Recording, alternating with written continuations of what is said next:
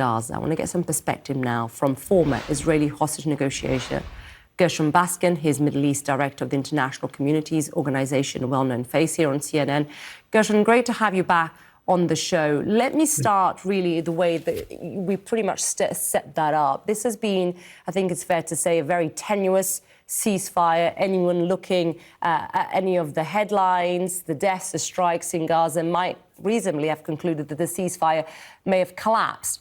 Only this weekend, of course, we saw 2 children killed by an Israeli drone while they were collecting firewood. How do you see, Gershon, the next steps here, given, of course, only all but one of hostage have returned? Right. Well, this is very important because phase 2 should have begun already, and it was held back because Hamas was not able to locate all the deceased hostages. There were 28. There's one remaining, as you've said.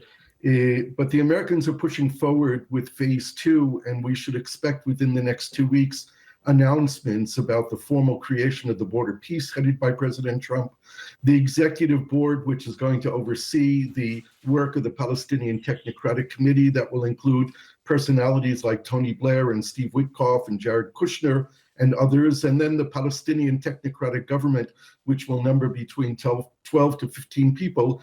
We should also see with the announcements of the creation of these 3 bodies, the announcements about which countries are going to be deploying forces to Gaza. And with the deployment of additional foreign forces to Gaza, we should see American pressure on Israel to withdraw further back from the positions that they're holding. These are the plans. Yeah. This is the upbeat that the Americans are pushing on the agenda right here. Is the intensive work of the Civilian Military Coordinating Committee is continuing near the Gaza border inside of Israel. Well, there are a lot of moving pieces here, but the positive, optimistic tone from the Americans should be encouraging to all of us. Yeah, and look, as you were talking, I'm just seeing now that an Israeli delegation that has been led by hostage coordinator Gal Hirsch has spoken with mediators in Cairo about securing the release of the body of the last deceased hostage held in Gaza. That is very good news, of course, indeed, and closure for so many of the families and for that family. But you were breaking down there, Gershon, the points that are included as part of this deal, the pressure, of course, that we've heard from the US administration. The UN Security Council passed, I think it was in early to mid-November, of course, this stabilization force. Do we have a sense, and you mentioned that briefly, do we have a sense from your contacts, from your sources, of what countries are part of this? Because this resolution, of course, was intended to add international legitimacy to President Trump's 20-point plan. Where is this going, you think? What are you hearing? What I'm hearing is that all of the countries are asking for clarification on the mandate of the force. None of the countries want to send forces to Gaza that are going to be confronting Hamas and engaging in the disarmament of Hamas, the commissioning of Hamas's weapons. That's a job that has to be done by the Palestinian government and the Palestinian security force that will be established. None of the foreign countries coming to be deployed in Gaza want to be in a situation of confronting Israeli soldiers either. So I think that there is going to be a need for more clarification on the mandate, perhaps in an additional Security Council resolution, or at least some guidelines provided by the United Nations to give it the kind of legitimacy and credibility and assuredness that the countries that might send forces to Gaza need. There are 2 countries that seem to be willing to send forces that at this point Israel is trying to prevent, and that's Turkey and Qatar, who Israel sees them as supporters of Hamas, and therefore they should not be part of the stabilization force. My understanding is that the United States is very intent on having troops coming from Turkey and from Qatar, as well as from other countries that we've heard, like Azerbaijan and Indonesia.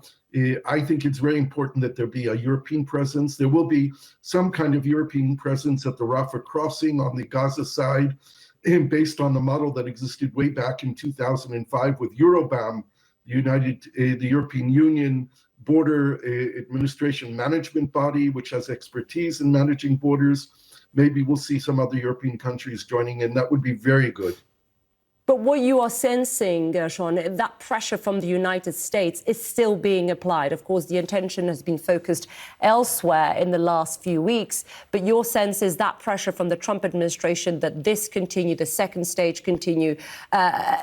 You're feeling that from what you're telling me. But the reason I'm asking you this is because there have been domestic concerns also, right? We saw just yesterday the Israeli Prime Minister Netanyahu and his coalition boycotting a Knesset vote, right, that would have endorsed President Donald Trump's plan. And we know that the second phase of the plan acknowledges a pathway to a Palestinian determination and statehood, which we know that Netanyahu does not support. So what happens there domestically?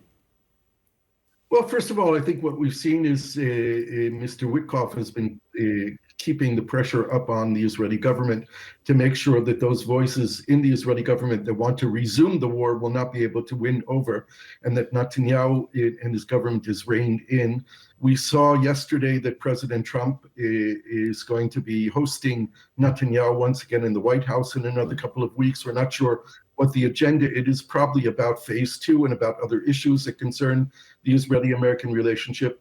You're 100% right that the current government of Israel will not be able to move forward on the Palestinian statehood issue. This is something that's way beyond their political ability or belief that they will do. And let's face it, within a year, Israel is going to be going to elections, and hopefully that will be an issue on the agenda. And hopefully the Israeli people will elect a government that will be more willing to talk about genuine peace with our Palestinian neighbors.